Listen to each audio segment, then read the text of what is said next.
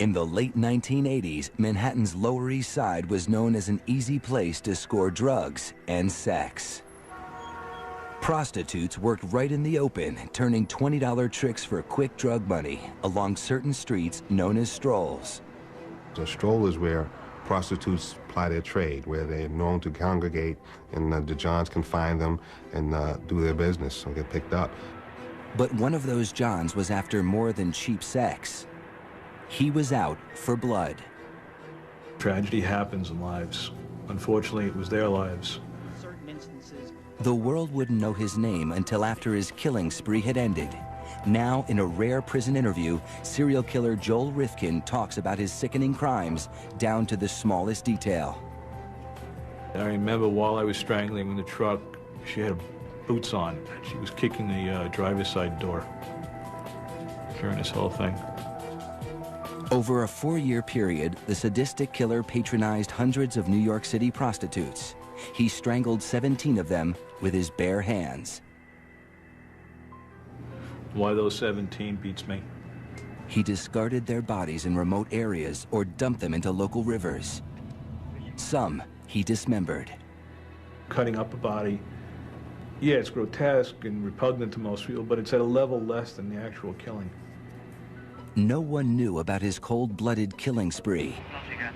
Not the police, not the press, not the public, not even the prostitutes themselves. People in that environment almost go virtually unreported and slip through the cracks. 22-year-old Tiffany Bresciani was his last victim. She was just very happy and beautiful and loved people. Tiffany had moved from Louisiana to New York to become an actress or a dancer. But instead of finding Broadway's bright lights, the city's dark side got her first. To support a drug addiction, she turned to prostitution. I still have that heartache, you know, it never goes away. There's that empty feeling sometimes, you know, without her. In spite of her troubles, Tiffany remained in close touch with her mother.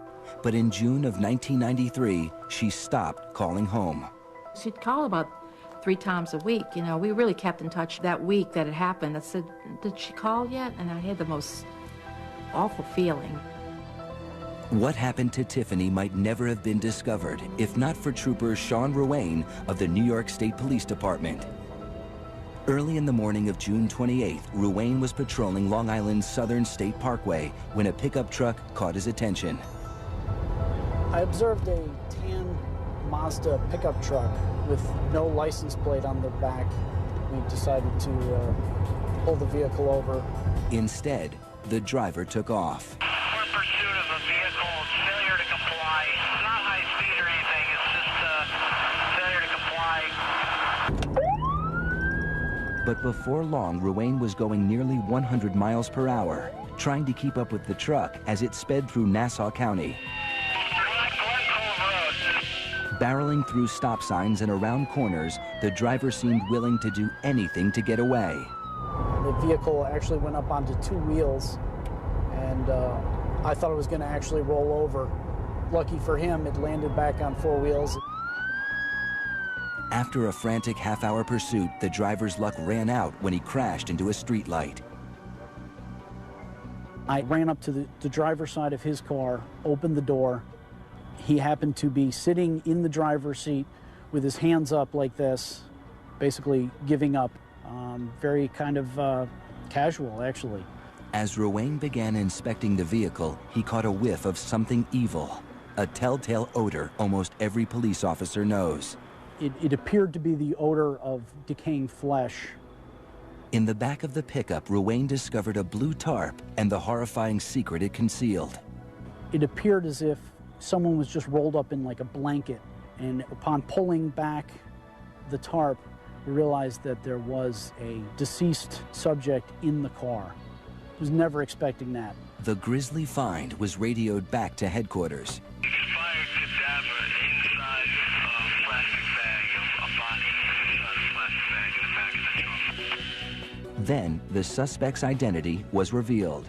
White male, last name Rifkin, first name Joel, date of birth 012059. 34-year-old Joel Rifkin remained oddly calm at the scene, even while he and Ruane were sitting in the patrol car waiting for homicide investigators to arrive. He actually thanked me for turning on the air conditioning and said, you know, thank you for turning on the air conditioning because I know where I'm going. I'm not going to have that. Rifkin was taken to police headquarters in East Farmingdale, where detectives began interrogating him. From the start, he was cooperative. He admitted that he patronized prostitutes quite a bit, and that the body in his trunk was a prostitute, in fact, that he had patronized and had strangled while having sex with her. The victim was Tiffany Bresciani. Rifkin told investigators he had picked her up on Manhattan's Lower East Side. That was someone I met in the city, and things didn't go well. After killing her, he drove her body to his mother's house and stored it in the garage for 3 days before trying to dispose of it. Pretty unusual. We never thought that somebody could do something like that. We've been around decaying bodies before, and it's a pretty disgusting smell. And for him to drive around with it, it just was unbelievable. That wasn't the only unbelievable thing about Rifkin.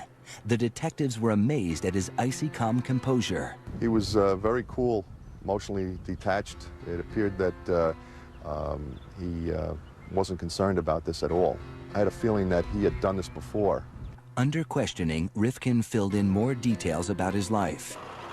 He worked as a landscaper on Long Island, but was unemployed at the time. He lived in his childhood home with his mother and sister. But investigators sensed there was more, much more, to Joel Rifkin's story. Well, what I thought unusual is that here's a fellow that looks like he could be your next-door neighbor, and then go out at night, pick up a girl, and strangle her, kill her, and then dispose of the body, almost like it came like second nature. The detectives followed their hunch and asked Rifkin if there were other victims. I figured, you know, there was no point in being evasive. I gave him the whole thing. What Rifkin gave was more than anyone imagined. A confession that turned a down-and-out landscaper from Long Island into the worst serial killer in New York State history. At police headquarters, Joel Rifkin was playing a cat-and-mouse game with detectives. The 34-year-old unemployed gardener just confessed to the murder of Tiffany Bresciani, whose body was found in the back of his truck. But investigators believe there was more to the story. 7 hours into the grilling, Rifkin began to crack. They were wearing me down. It was already getting into afternoon. I'm tired. Didn't sleep the night before. They're very good at what they do. They know how to bring you to the edge and then take you back and then bring you back to the edge again. The detectives wanted to know how many other women he had killed. And then they decided to play a numbers game with me. And we asked him, like, how many have you done, 100 or so? And he said, no, I did not do it 100 times. And I came out with more than one, less than 20. And going through different numbers, he said 17. He gave us the number 17. Even to such seasoned homicide detectives, the number was a shock. When that number came out, I was taken aback a little bit. He fed off of that. I think he fed off of, listen, what I've done 17, and you guys are just catching me now. He offered to draw the skeptical detectives a map showing where he had put 2 other victims. I think they were very surprised. Finally, just, hand me a map and a couple of pens and, I'll draw you pictures. So I did. Rifkin's map led police to a remote part of JFK Airport where they found a skeleton beneath a rotting mattress. It was the remains of 25-year-old Iris Sanchez, whom Rifkin murdered on Mother's Day in 1992. This one happened incredibly fast. This was, of all the girls, the fastest. The other body was also where the map indicated, just off the highway in the Hamptons. It belonged to 28-year-old Lauren Marquez, a mother of 2 from Tennessee. I just basically leaned over her and grabbed her neck. We were able to recover these 2 bodies that had not been discovered before. So that pretty much put him in the realm of being believable. Now, with 3 confirmed bodies to his deadly resume, the detectives understood who they had captured. Not just a suspected murderer, but a confessed serial killer. I sensed that he had no remorse, and I don't think he thought of the victims as human beings. I think he thought of them as just as swatting a fly.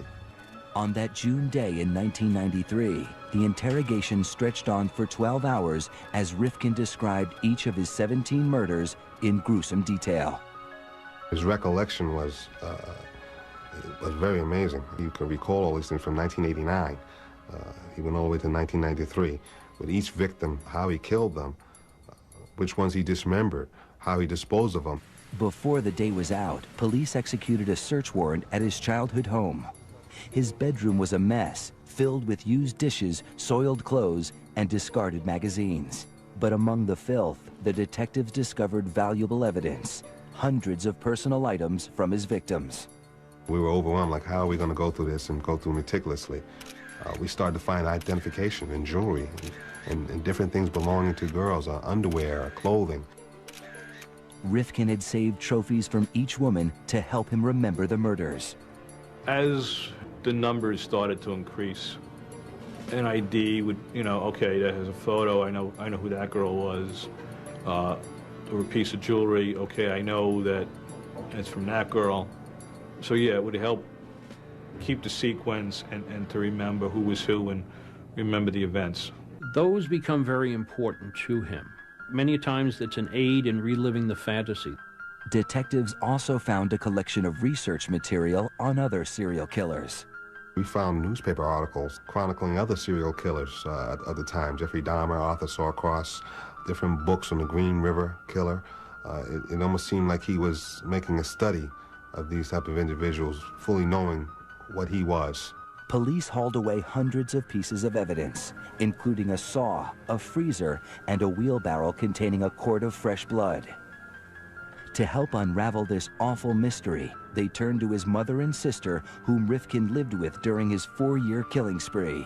I was incredulous that she didn't know, that nobody could know that these things were going on underneath their roof. But how well do we really know the people that we live with? As police confirmed each one of his 17 victims, a fuller picture began to emerge. Joel Rifkin wasn't just the most prolific serial killer in New York's history. He was one of the worst of all time, eclipsing such infamous killers as David Berkowitz, the son of Sam, Richard Ramirez, the Night Stalker, and Albert DeSalvo, the Boston Strangler. As soon as the news got out, this case took a life of its own. After a life spent hiding in the shadows, suddenly the whole world knew who Joel Rifkin was. Why did you do it? Mr. Rifkin, are you responsible for 17 murders?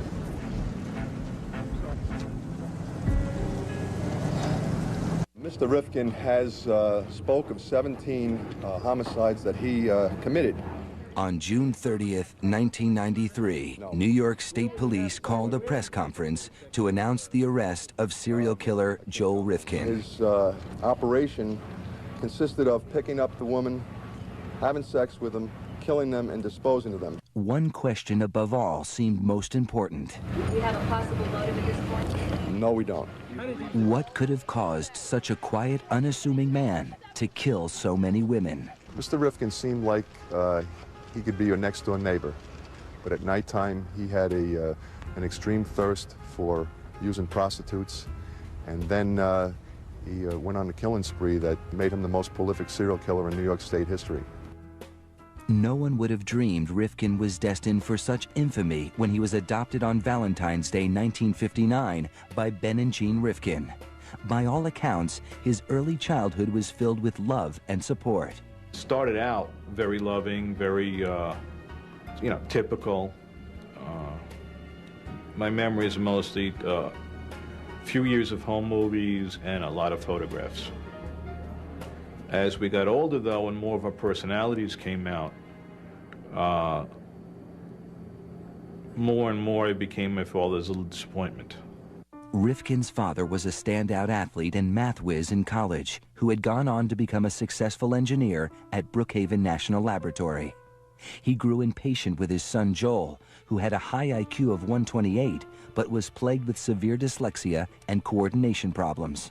Like every father, he's very excited about teaching me sports. He tried teaching me how to throw a football, which was his sport in high school. Well, I couldn't catch the thing. And he just got, after a year or two, he got extremely frustrated. And that was that, no more football. Rifkin also had trouble connecting with children his age. By the time he entered school, he was constantly tormented by bullies, often in front of girls. Anybody who wanted to make a reputation as a tough or, you know, one of the local hoods, I was one of the first guys they looked for. And it was rough at times. To escape the abuse, Rifkin became cunning, devising strategies to avoid people. I was one of the last people in the building, which I was almost always late for class, and I was one of the last people to leave the building. If everybody's gone, it's safe to go. Isolated at school and at home, Rifkin retreated to his bedroom, the one place he felt safe. There, behind closed doors, his deviant ideas came to life. I develop, if I'm that type of person, a fantasy life. And I'm in my room or in my private place with this fantasy life where no one attacks me, no one makes fun of me. I'm in charge, I'm in control of that. And if that feels good, I'll continue that fantasy life, I'll elaborate on it. Rifkin's fantasy life began to overpower his hold on reality. After seeing the Alfred Hitchcock movie Frenzy as a teenager, he developed a sexual obsession with strangling women.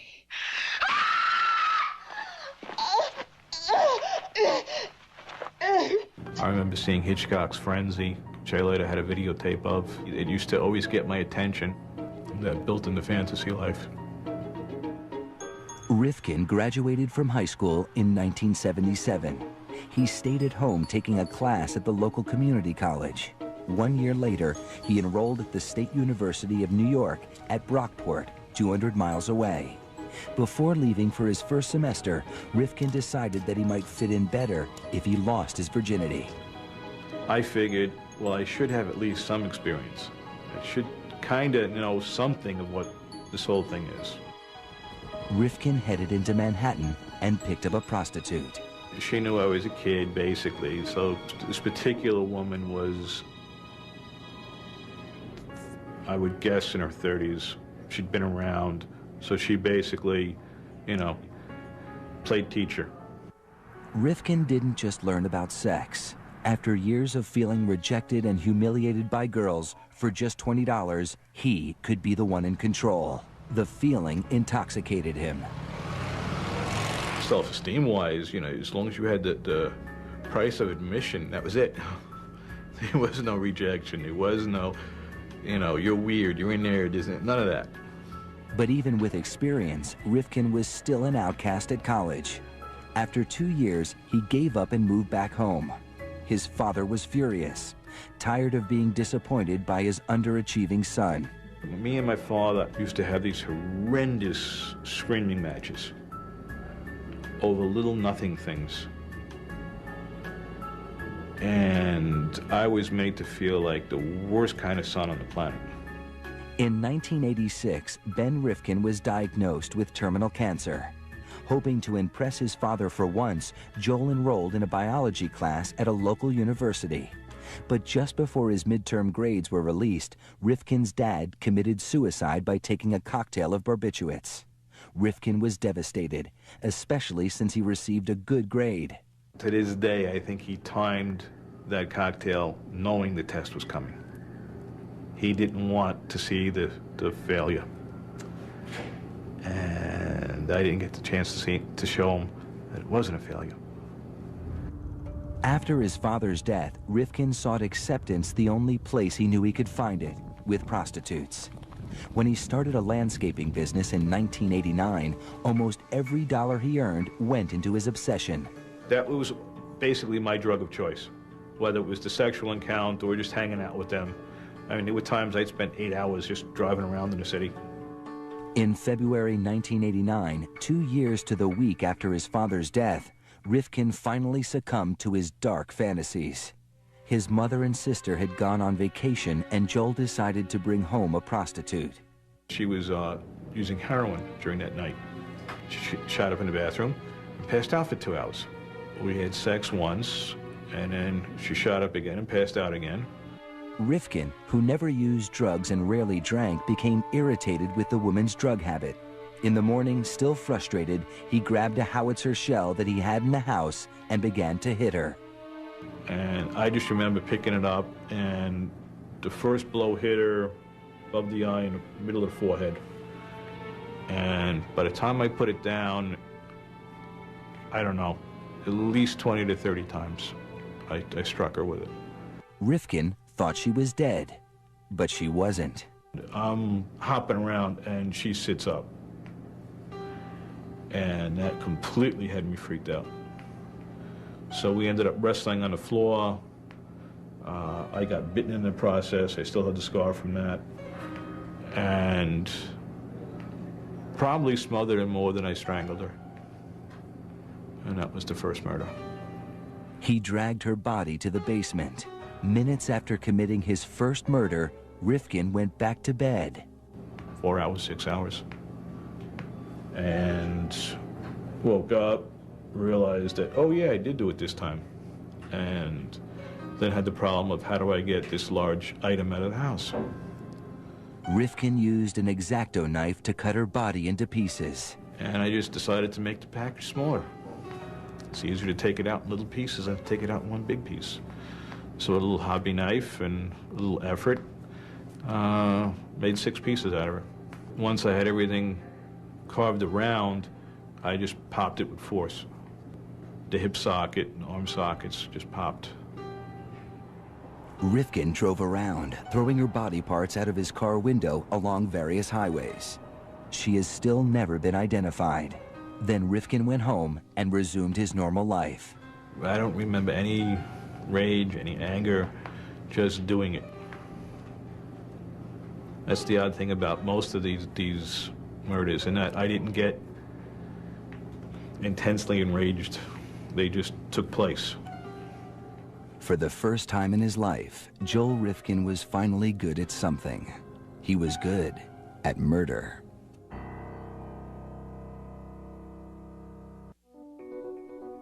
After the first murder, Joel Rifkin was terrified of getting caught. Whoa, I can't believe I did this, and it was driving down the block, I'm counting the cars. Yeah, that car belongs there, that car belongs there, you know, looking for the odd car, driving past the house, circling back, you know, all this paranoia stuff. But he kept his dark secret to himself and returned to his regular routine of living at home, mowing lawns, and seeing prostitutes. He vowed never to kill again. I really, throughout that whole time before the next one happened, was, okay, that's not going to happen again. We're done with that. That was just, you know, had a bad day.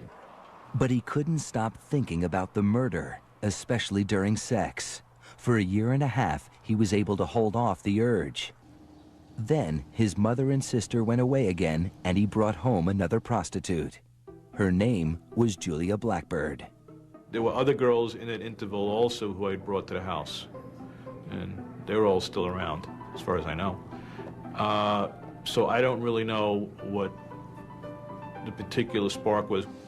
They spent the night at his home, then early the next morning drove to an ATM to get money. But Rifkin's checking account was empty, so they headed back home. I needed to wait for the bank to open so they could manually check my balance. So we went back to the house, and we had to kill about 1.5 hours. Yeah, good choice of words. This time, Rifkin used a table leg. I hit her, knocked her out in one blow, and then strangled her for about 20 minutes, which I was basically strangling her corpse after a while. Rifkin thought about having sex with her dead body, something he had read about while researching serial killers. The thought occurred to me because I had heard of it, and then I shook off the thought and said, no. Now I'm making this dividing line in my head. All right, I just killed somebody, but no, I won't do this next thing. I won't, you know, which is, I don't know, it's odd, but the whole thing is odd. Everyone likes to feel that they're a little bit above the lower portions of society. So I'm not as low as a necrophiliac, I'm just a serial killer. Rifkin dismembered her body in the basement. This time he sealed the pieces in cement and dumped them in the water. They went into various channels and rivers along New York City. To the best of my knowledge, they haven't found anything. The second victim also hasn't been located. He kept some jewelry, costume jewelry from this victim. Now, a killer for the second time, Rifkin became emboldened. Just 4 months later, he struck again. The third victim, which we know as Barbara Jacobs, a white female about 32 years old, he picked up Barbara at 12th Street and 2nd Avenue in New York City. Like the others, he killed Barbara at his home in East Meadow. We had sex in the guest bedroom, and she went to sleep, and I was up and roaming the house. Debated with myself if I really wanted to hurt her or kill her, and eventually that impulse was too strong, and I picked something heavy up again, hit her on the side of the head, and strangled her on the floor. Rifkin kept her body in the basement for 2 days.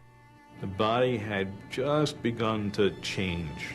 It looked like it was bloating, so I became afraid to cut it. So I had found a mattress box, or some kind of narrow, long box, rectangle. So I slid her into that and dropped it in the Hudson River. Her body was found shortly afterwards, but never identified, remaining a Jane Doe until after his arrest. Rifkin didn't care. They were objects.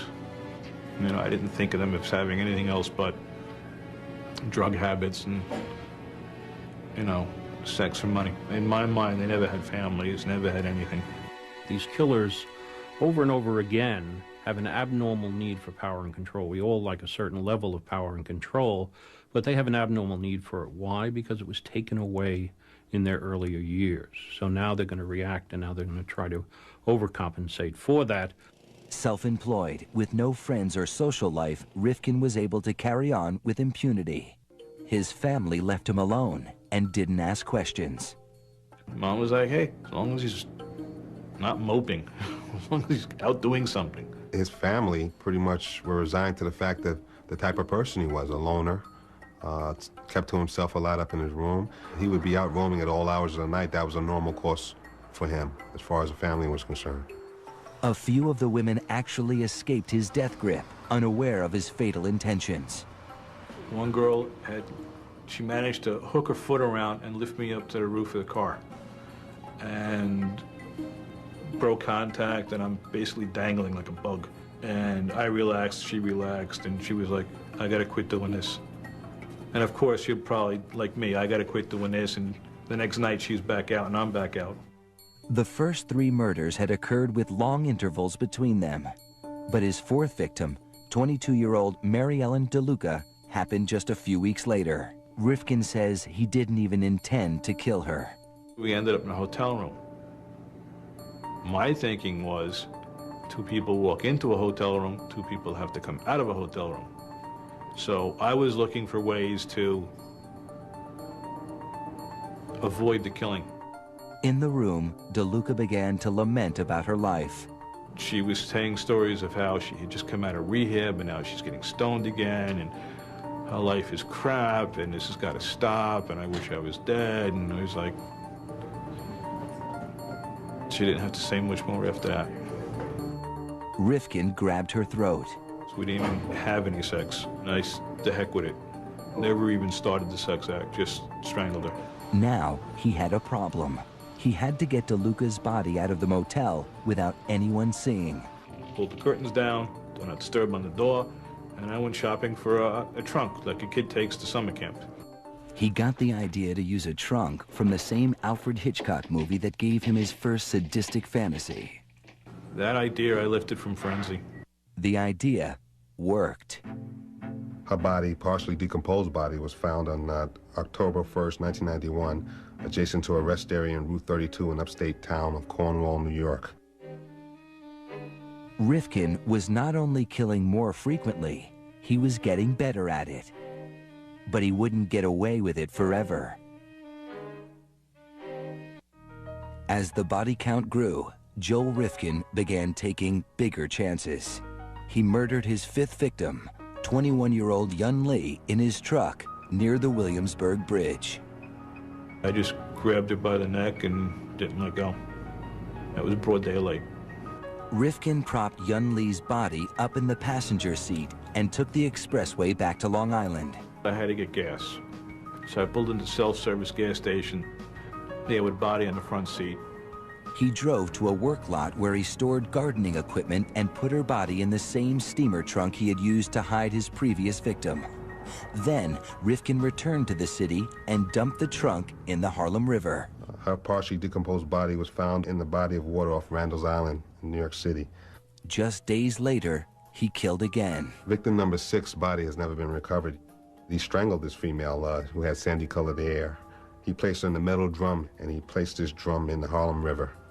While disposing of this still unidentified victim, Rifkin was nearly caught by 2 police officers. I roll the barrel off, splash, turn around, and there's a flashlight. And it's 2 of New York City's finest. What are you doing? He told the officers he'd been scavenging for car parts. The cops let him go. That was the type of thing, yeah. Rifkin went on to kill 11 more women. His murders didn't stand out in a city that was averaging 2,000 homicides a year. The multitude of cases, and homicide cases and victims that in New York City, a jurisdiction like New York City gets, this is just an unfortunate thing sometimes. By the end of 1991, his 3rd year of killing, Rifkin had murdered 7 women. In the next year alone, 1992, he killed 8 more. I'm not even thinking about it anymore. Some of these other girls, it just didn't take anything. Very almost automatic. All of his victims were strangled. Joe Rifkin is a true sexual sadist. That thrill that he gets, it gets intermingled in sex. But again, keep in mind that tremendous feeling of power and control he would have strangling a defenseless prostitute. By discarding the bodies over a wide area, Rifkin kept police from connecting the murders. Nobody Rifkin knew suspected anything either. If he met Joel on the street, you would think that he was an unassuming guy. I don't think you'd take a second glance at him. Then, in late June 1993, Rifkin picked up his last victim, Tiffany Bresciani, while driving his mother's Toyota. He strangled her in the back seat and drove home. She's naked. I threw some car mats on her. I remember passing a tour bus, deciding it's not a good road. And I remember pulling off, drove to Kmart. Rifkin bought a blue tarp to wrap up Tiffany's body. Now it's around 9 o'clock in the morning. Drive home. Mom has some shopping errands to run. And it's her car. So Mom drives off with basically a very odd-shaped package in her trunk. And Mom never used the trunk that morning. After his mother returned, Rifkin moved Tiffany's body to the garage, where he left it for 3 days. Very hot days, and now it's nice and ripe. Early in the morning of June 28th, Rifkin drove off to dispose of Tiffany's body. But his truck's license plate wasn't properly attached. I heard it fall, and I'm a sloppy mechanic. There's tools everywhere. So I thought I had left a wrench or a socket someplace, and it bounced off. Soon after, Rifkin saw flashing lights in his mirror. Knowing the police would smell the stench from Tiffany's body, he decided to make a break for it and drive into the ocean. I was looking for literally a place to crash. I figured sink the truck, swim, hide under the pier for a while. I don't know what I was thinking. Instead, Rifkin crashed into a light pole after a 30-minute chase. He offered no resistance as Trooper Sean Ruane took him into custody. He asked me, he's like, why were you stopping me anyway? At which point in time I advised him that the reason why we stopped him was because there were no license plates on the vehicle. At which point in time he responded, you know, it's always a 25-cent part. Joel Rifkin's killing spree was finally over. The world was shocked when it learned of his crimes. After being invisible for so long, Rifkin was now in the spotlight. His trial loomed ahead. Soon, he would have to face the families of the women he murdered. My daughter didn't, she didn't deserve to die like that.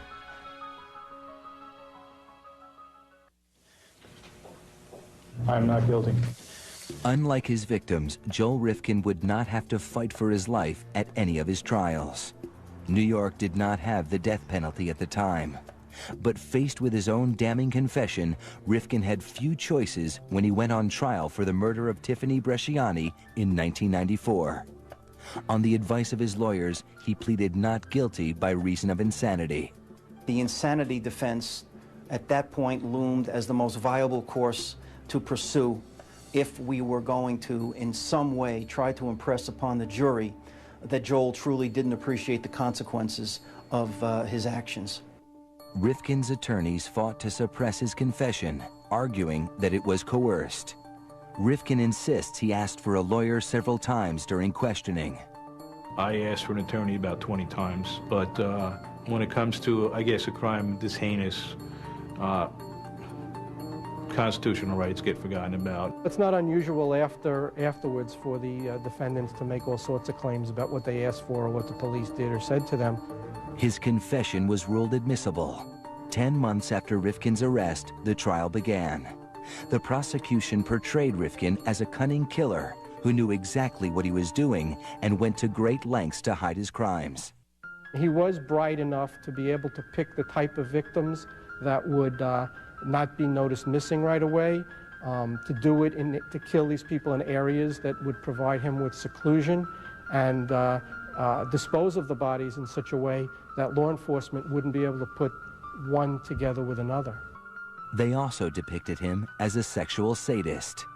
He got sexual pleasure not only in killing these young women, but in keeping items from them, their identification cards, items of their clothing, some jewelry, and reliving that pleasurable experience of killing them in the secrecy of his room by holding and looking at all these items that he had stolen from them. As terrible as it is, what more power do you have over someone than life and death when you're strangling them? The defense argued that Rifkin was a paranoid schizophrenic, legally insane, and incapable of comprehending the consequences of his actions. We were claiming that he was laboring under such a pernicious disease that he really wasn't appreciative of what he was doing. Tiffany Bresciani's mother testified at the trial.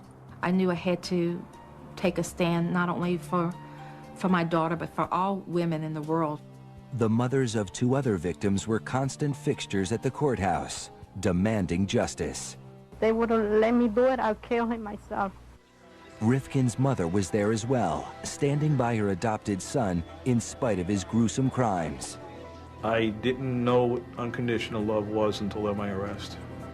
In the courtroom, Rifkin appeared disinterested, falling asleep several times during the trial. After 2 weeks, both sides made their closing arguments. The dead, even though disposed of, were dates to Joel Rifkin. His mind never drew the connection between what was real, what was fantasy, what was life, what was death. He knew when he killed Tiffany Bresciani that he was a serial killer. He knew it. He was studying it. He was reading about it. He had articles on Jeffrey Dahmer and Arthur Shawcross and others in his room. And he was doing it to satisfy his own sexual perversions. The case went to the jury. 2 hours later, the verdict was in. As to count 1, murder in the 2nd degree, what is your verdict? Guilty. At sentencing, the judge gave Rifkin the maximum. You have been found to have knowingly committed the most heinous act one can commit against a fellow human being, the taking of a life. You, Joel Rifkin, are hereby sentenced to an indeterminate term of imprisonment with a minimum of 25 years and a maximum of your natural lifetime. I don't hate him. I don't hate anybody. I just can't understand that. It's still a shock to me. I don't understand it. Over the next 2 years, he entered guilty pleas to 8 more murders. In 1996, when he was sentenced for the murder of Iris Sanchez, Rifkin offered his first apology. What I have done can never be forgiven, but I ask you to believe me when I tell you that I will never understand the part of me that caused me to do these terrible things to your children. Not only will I go to my death reliving these horrors, but I will go there never knowing why I did them at all. You all think that I am nothing but a monster, and you are right. Part of me must be. The judge was unmoved. Mr. Rifkin, in case there is such a thing as reincarnation, I want to be sure that you spend your second life in prison also. In all, Joel Rifkin was sentenced to more than 200 years in prison. Today, he has nothing but time to contemplate his crimes. I really didn't get a firmer grasp of what I did until around 9/11, when people were putting posters up looking for loved ones, and that made me realize, yes, there are families and what the families went through, and it changed perspective on a lot of it. Because many serial killers were abused as children, psychiatrists looked there for the source of Rifkin's violent impulses. But with such a normal childhood, Rifkin himself says he doesn't know why he turned into such a monster. They're looking for the cigarette burns, they're looking for the broken bones, and it's just not there. And that's one of the big mysteries for them and me. I'm not 100% evil, and I'm not 100%, not. It's a mix, unfortunately. After taking antidepressants prescribed by prison doctors, Rifkin says he now sees his crimes in a different light. Now the memories are the reverse of fantasies. Now I wake up. Now it's like a kid waking up from a nightmare. They come and I wake up and get something to read to distract myself. But Rifkin also says he can't guarantee, if he had the chance, that he wouldn't kill again. The honest answer is I don't know. I don't know if I was released if I'd ever kill again. I might.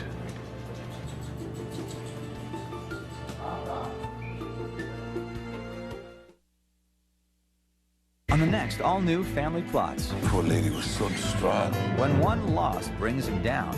He'll dwell about this lady's death for the rest of the day. One life can cheer him up. Chuck took his kitty to a costume party. I think we need a little help. Up against the ropes, baby. An all-new Family Plots. Sunday at 9 on A&E.